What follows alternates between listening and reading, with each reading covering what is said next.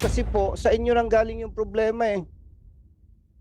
Again, Mr. Chair, ang mahirap na tao, isang araw lang hindi makapaghanap buhay, gutom ang pamilya. Tayo, kahit isang linggo umabsent, kakain ang pamilya natin.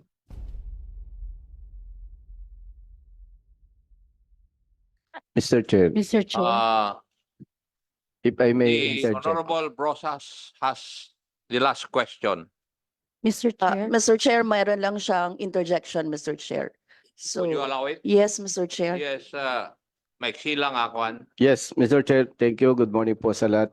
Mr. Chair, with respect to LTO, marami na pong experiences ang motorista na yung simpleng pagpapatupad ng batas, hindi nila magawa. May mga ebidensya po tayo dyan. And Mr. Chair, sa isang maliit na manggagawa, isang araw lang walang trabaho, gutom na ang pamilya. Now, pwede po bang malaman sa LTO, Mr. Chair, kung kailan nila actionan immediately for the possible release of those vehicles na na-impound nila, particular itong mga pampasaherong jeep? Your Honor, are you asking for a timeline for them to act on the matter? Yes, Mr. Chair. So, bakit kayo po ang sasagot, hindi po LTO?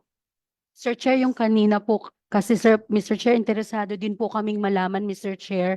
Kasi kung kasama po kami dun sa may pagkukulang, gusto po naming tawagin yung atensyon ng empleyado namin kung bakit hindi nabigyan ng confirmation. Kaya po ang gusto ko po sanang itanong kay Mr. Balbuena at saka kay Mr.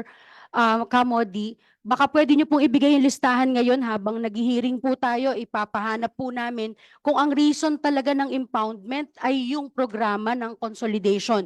Kasi po kung hindi po, meron po kasi talaga tayong duty under another law, yung RA 4136, para irehistro po yung sasakyan. Yan po ay kahit private, kahit government, kailangan po nagre-rehistro tayo. So, para mahiwalay lang po natin ba? Total po ito po ay pagpupulong para malinaw po. Mr. Baka Chair. pwede niyo po ibigay yung listahan. Mr. Chair, with Madam, the... for a moment. Sinasabi po ninyo na under another law, kailangan mag-rehistro yung sasakyan. Yun ay Mr. kung paso na yung kanyang registration. Yes, Mr. Chair. Pero kung paso na at i-rehistro ba ng LTO without anything satisfying the normal requirements? Meron po kasing late registration, Mr. Chair. Katulad po ngayon, Mr. Chair, last day of registration Kaya for ending one. Hindi nilang i-rehistro. Pwede po nilang irehistro Hindi po eh. kailangan ng confirmation ng LTFRB na nag-consolidate sila. Kailangan po na i-confirm. Pero hindi po namin i-withhold yung confirmation dahil lang hindi nag-consolidate. Under what law would you require such? Yung confirmation po, Yes. it is, What law provides that? it is required po by EO 202 and RA 4136. Please provide me the specific provision of Executive Order number 202. Mr. Chair, if I may, Sandali lang. Juan. Hanapin.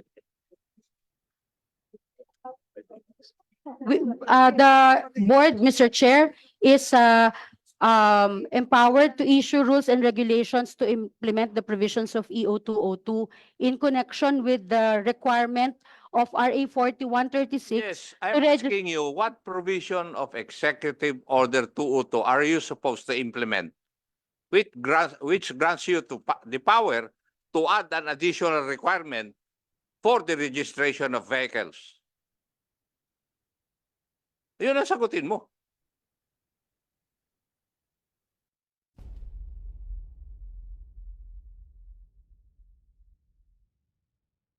Sir, I stand to be corrected, Mr. Chair. It is RA 4136. And what law is that? The Land Transportation and Traffic Code of the Philippines, Mr. Chair, requires prior confirmation by the LTFRB Please read the specific provision. prior to registration as for hire, Mr. Chair. Specific. Are you a lawyer? Yes, Mr. Chair. Yes. So you know bakit ko tinatanong yung specific provision. Attorney Vigor, ano ba yung requirements for registration of vehicles pag nag-lapse na yung kanilang kwan? ang sa LTO po is, Under the law, sir, I agreed in 4136. there is no specific provision because at that time 4136 was created.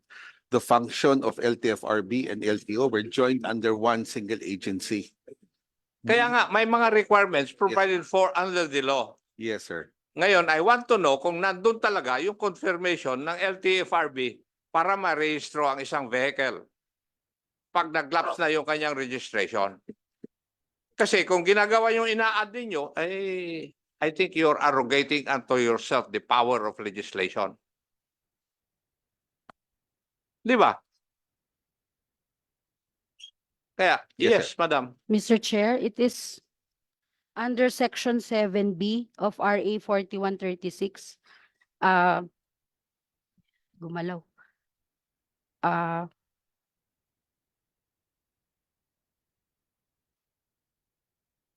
If I may, Mr. Chair. BP 74, amending RA 4136 requires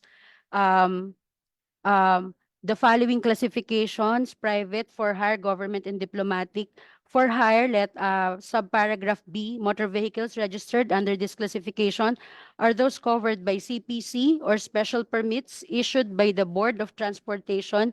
Previously po yung LTFRB na po yun ngayon, and shall be subject to the provisions of the Public Service Act and the rules and regulations issued therefore, as well as the provisions of this act, Mr. Chair.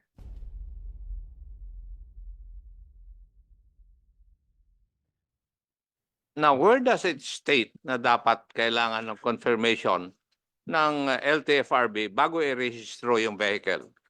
The requirement of RA 4136, Mr. Chair, is to ensure that only LTO registers vehicles as for hire under the for hire classification only if they are covered by CPC or special permits issued by the LTFRB. And the LTFRB issues a document, maybe electronically or hard copy, the confirmation that indeed such vehicle is issued or is covered by a CPC or a permit issued by the board, Mr. Chair. Attorney Mendoza, in the past, has this been done by LTO? It's a practice of LTO, Your Honor, in order to validate that the motor vehicle being registered is indeed a public utility or for hire vehicle. We seek the confirmation from LTFRB as far as those units that have been given the proper permit or approvals, Your Honor. Thank you. Honorable Busita, you were trying to intervene a while ago. Yes, thank you, Mr. Chair. Actually, Mr. Chair, ang problema ng mga jeepney drivers, ginagamit po ng LTFRB itong programa na ito na inuobliga po nila na mag-consolidate at bumuo ng kooperatiba itong mga ito. Kaya po, may mga na-impound ng mga pampaserong jeep kasi nga hindi, Mr. Chair, marehistro. So that's why, Mr. Chair, we are asking the LTO, kailan po nila maayos ito? Nagbigay na po ng extension ng ating Pangulo, ibig sabihin po, dapat automatically, if I may suggest, yung LTFRB po at LTO nag-uusap, wag po ninyong hintayin na ang bawat driver pupunta sa inyo. Ako po, more than 31 years sa service, sa public service. Alam ko po ang estilo ng ating mga empleyado. Parang gusto, laging may isuhol o whatever. Doon po tayo sa totoo. So may extension na po ang sinabi ang Pangulo. Bilang respeto sa kanya, dapat po ang LTO and LTFRB, meron na agad kayong action taken.